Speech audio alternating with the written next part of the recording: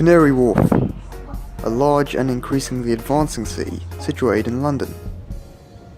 Canary Wharf is the centre of all financial and economical gain in London, also having some of the largest superstructures residing in the area, from the One Canada Square to the Museum of London Docklands. Canary Wharf also acts as a major source of tourism, since iconic structures located in the area draw different types of people from all around the globe.